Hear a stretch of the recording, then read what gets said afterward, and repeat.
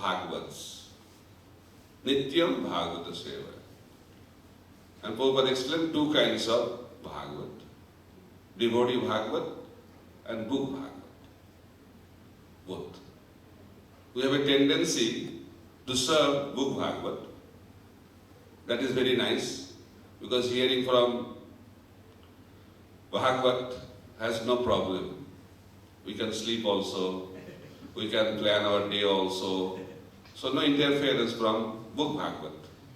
But serving devotee Bhagavat is difficult. Why? Because they interfere in our lives. And we don't like interference. We love our spiritual masters, provided they don't interfere in our daily lives. But that kind of service will not bring us to the level of Nishtha. Nishtha means very, very steady and very good platform to attain our perfection.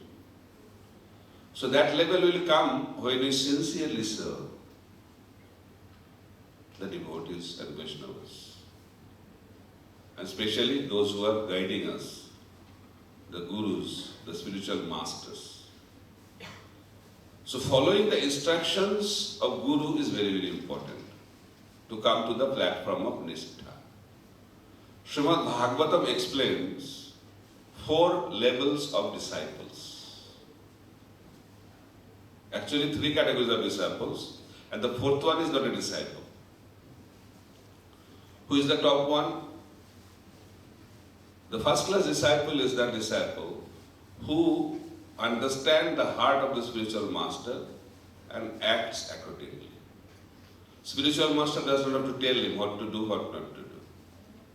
He knows. That is the top level. And in that condition, the heart of the spiritual master and heart of the disciple becomes one. And that oneness is the qualification to enter into the spiritual world. Then, second level, who strictly follows the instruction of the spiritual master. So, following the instruction is important, but at the same time, if you don't know the mood behind that instruction, then even if you follow the instruction, you may stay at the level of a Kanishta disciple. If you don't understand the intention behind those instructions. If we go by the content of the instructions, then we are not advanced. Advanced disciple understands the content and also understands the intent. So I will give 2 examples. One negative example, one very, very inspiring example.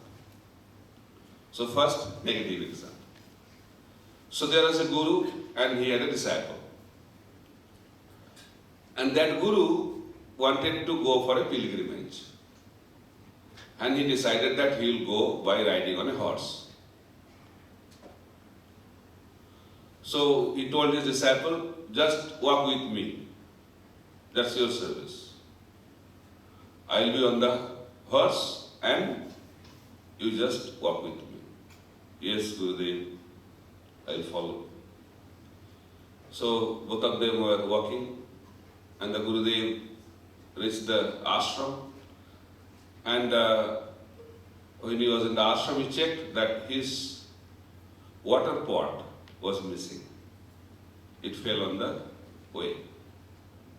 He asked his disciple, you don't know that the water pot fell on the ground on my way, I lost it? He said, yes, Gurudev, I saw that. He said, why you did not pick it up and give it to me?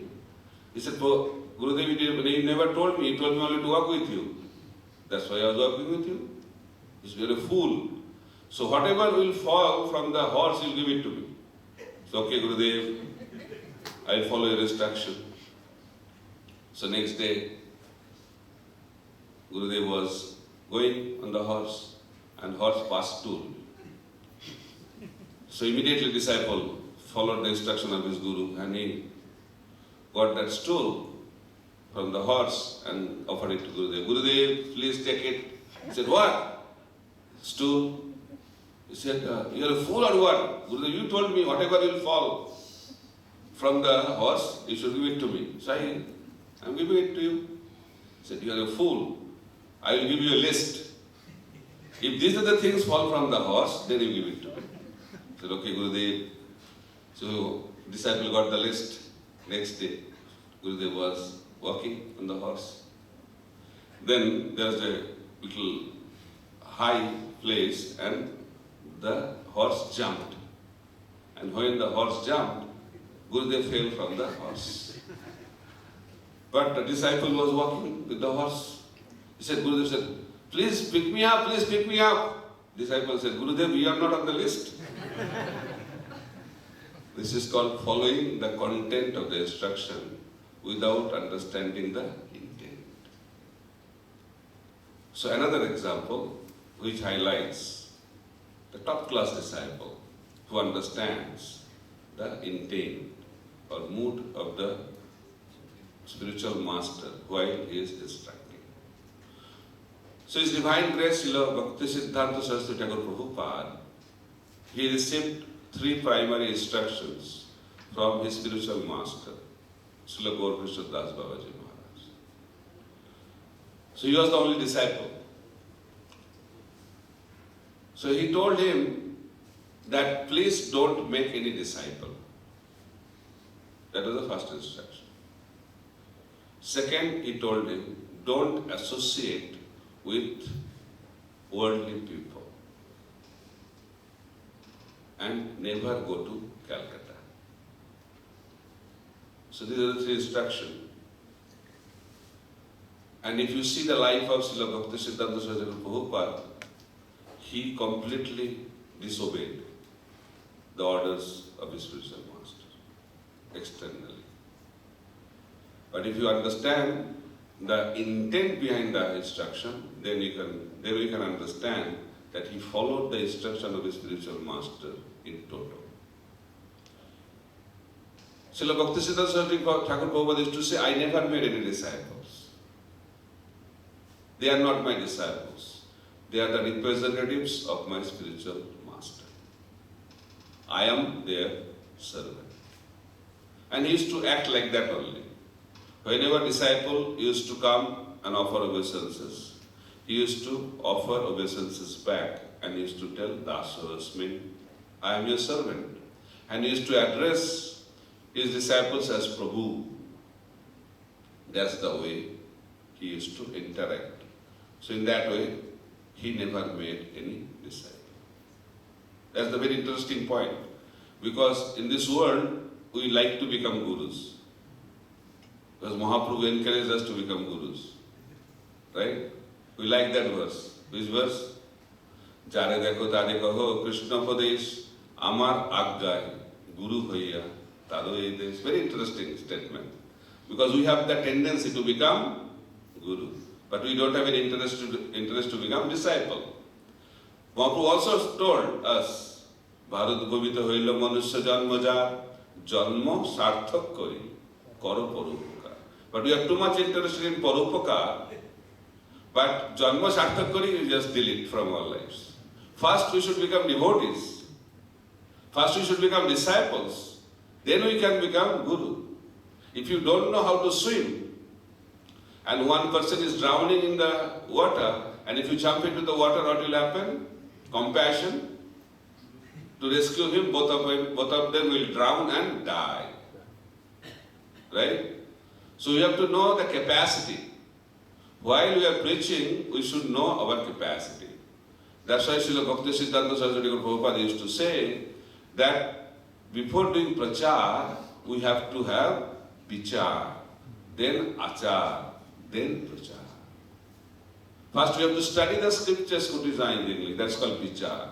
Nana Sastra Vichara Naika Nipuno. We have to be expert in the conclusions of revealed scriptures. And only knowing is not important. Whatever we know, we should practice in our lives. That's called achar. So when we have vichar and achar, then we can do prachar. But in our lives, because of enthusiasm to preach, we start opposite. First prachar. Jare dekho tare kaho Krishna Upadesh Prochar. Then little bit of achar and no vichar.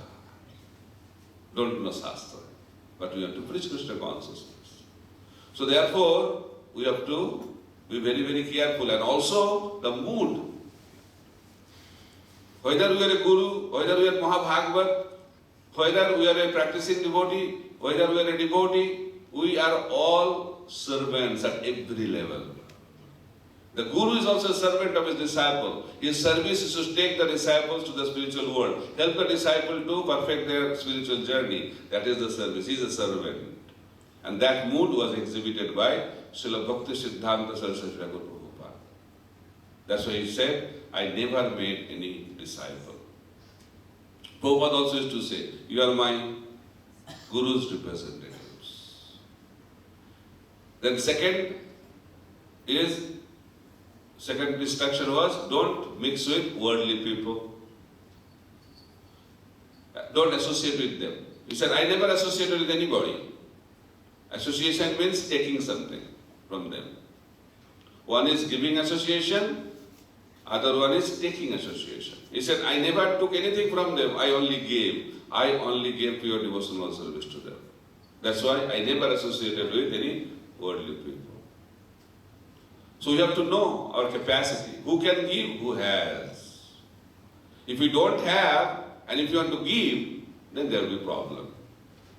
We should know our capacity. Once one of the Prabhupada disciples told Prabhupada, gathering people in the Western world is very difficult. What to do? But I got an idea. What is idea? Lot of people come in Saturday night club.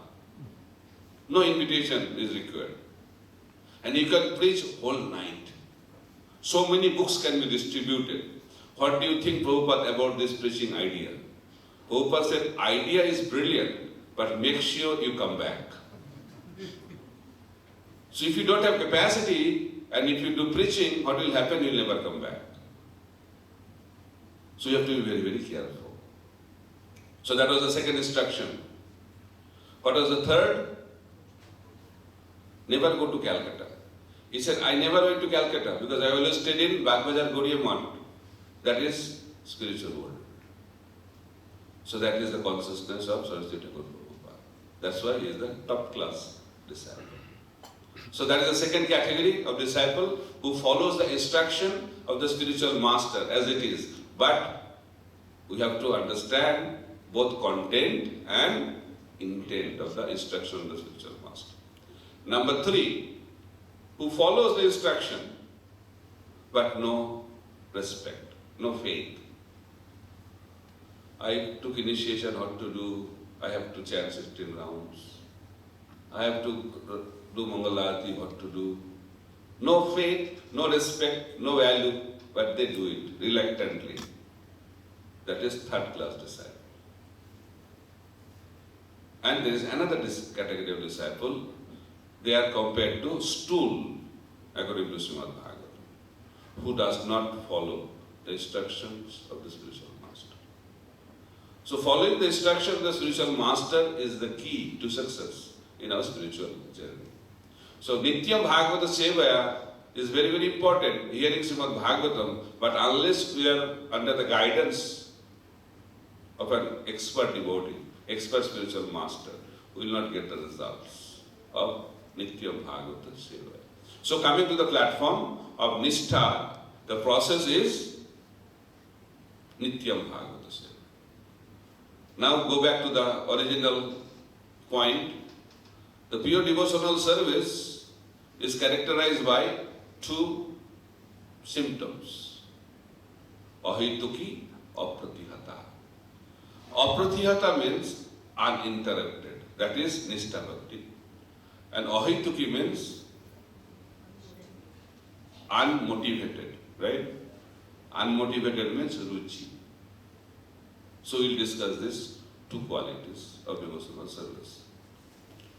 So Nishtha means, really Nishtha means 24 hours a day.